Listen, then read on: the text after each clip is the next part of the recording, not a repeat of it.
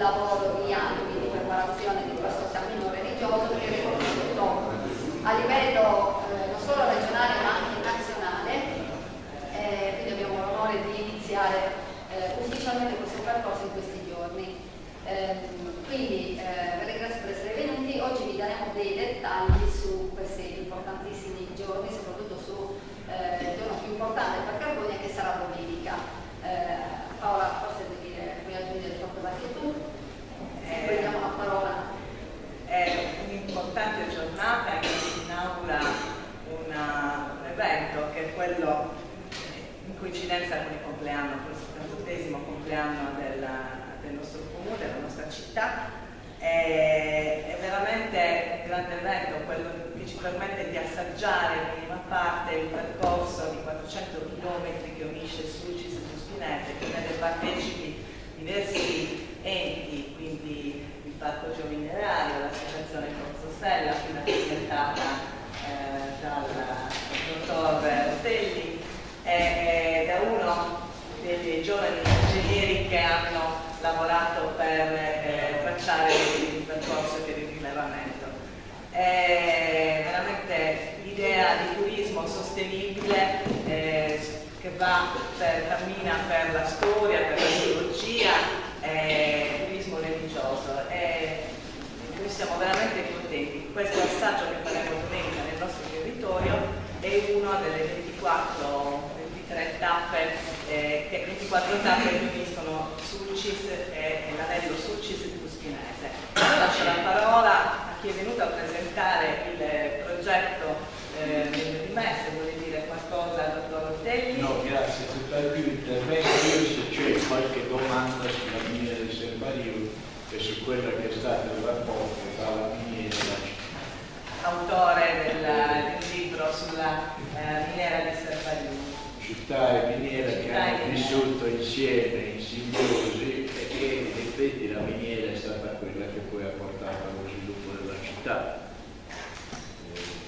Sviluppo che tra fasi alterne poi ci porta sino ad oggi, perché in effetti ancora sono buona parte vivi quei tantissimi minatori che queste miniere hanno sempre.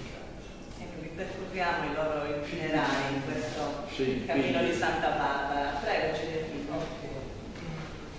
Quindi il cammino di Santa Barbara è un percorso di 400 km appunto che parte dai Iglesias, è costituito da 24 tratte e 24 tappe, quindi Iglesias e Nevida sono le tappe dei vari percorsi. Ad ogni inizio tappa verrà installato un cippo, domenica ci sarà appunto il posizionamento in piazza del cippo per Carbonia. Sabato invece la posizioneremo a Iglesias. Io ho portato il percorso per domenica, è stato detto di far vedere questo di domenica perché il percorso non ho caricato, ma prevede da Iglesias il raggiungimento di Monte Vecchio, nel centro minerario più a nord, quindi di Spinese, per poi riscendere da Domus Novas, da Arenas, dal Pini di Arenas, e tornare fino a Sant'Adi e risalire dalla laguna di Sant'Adi e poi risalire a Carbonia. Quindi Carbonia è nelle tappe finali, la tappa numero 22 se non sbaglio. Ecco, domenica faremo, faccio caricare la proiezione. Quindi domenica faremo la partenza da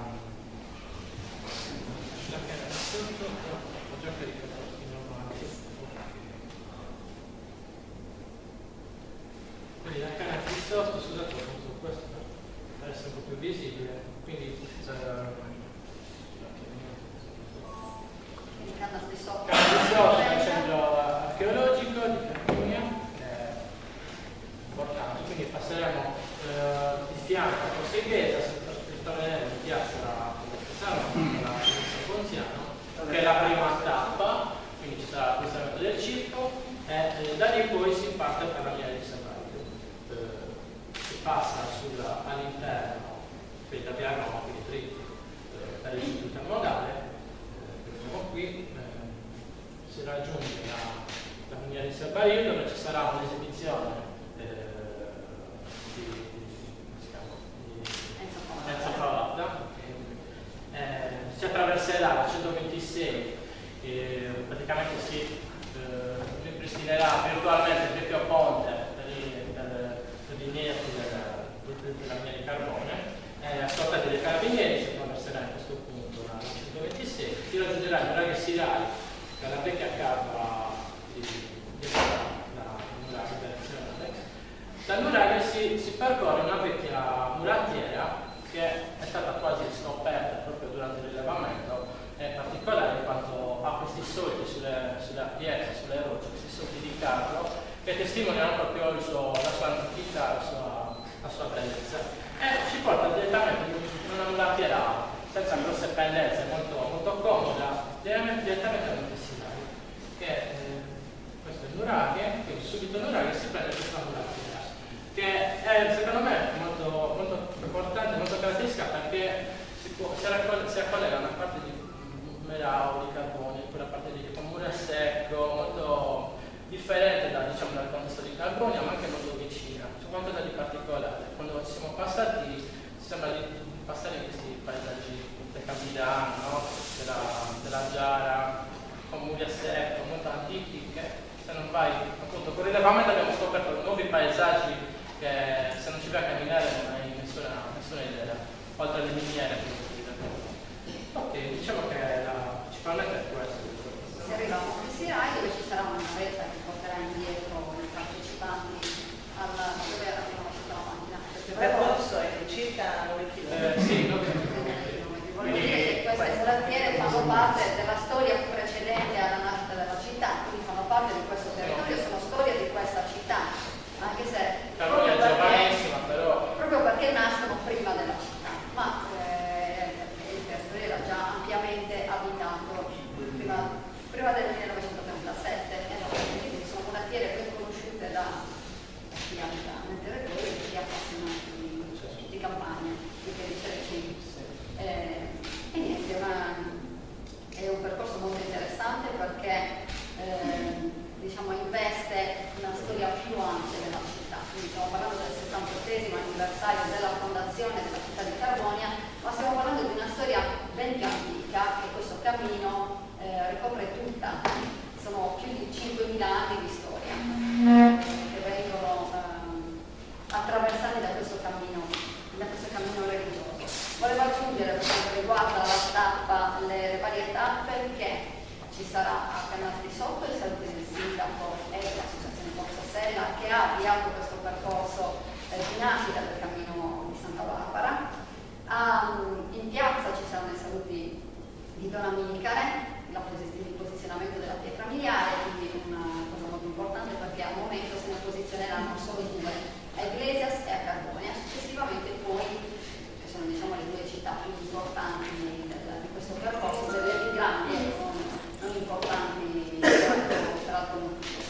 Successivamente poi le pietre miliari saranno messe in ogni tappa, mentre alla miniera di Servarium avremo un'introduzione sulla storia della miniera fatta da Mauro Villani, che è responsabile del CIC, e poi ci sarà l'intervento di Mario Tozzi, che tutti conosciamo per le sue trasmissioni televisive, e poi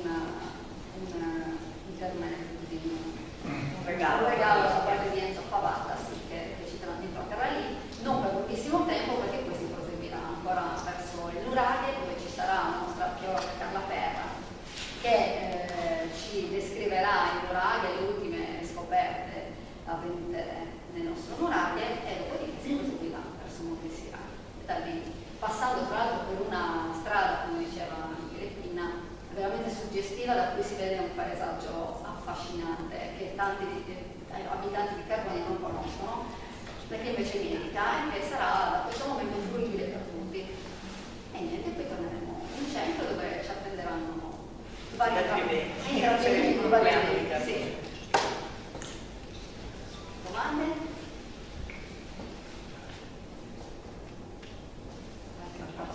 Aiutateci a divulgare, perché veramente il proprio articolo amichevole.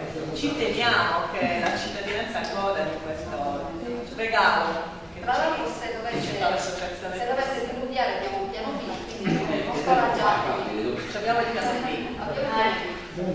E sempre che arriviamo alla miniera di Servario, e lì continueremo con il intrattenimento degli ospiti con appunto Mario Tozzi, Enzo Pavada e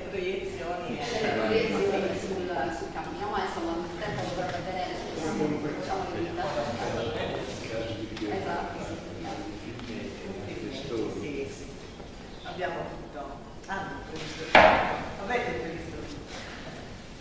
Io ringrazio veramente pubblicamente l'associazione Corsosella, Giampiero Team, e il suo lavoro, che veramente hanno fatto con amore, con passione, e ci hanno contagiato. Sì, ma da per il 2014 ho finito a dicembre. Consigliabile jeans, scarpe. È consigliabile, sì, che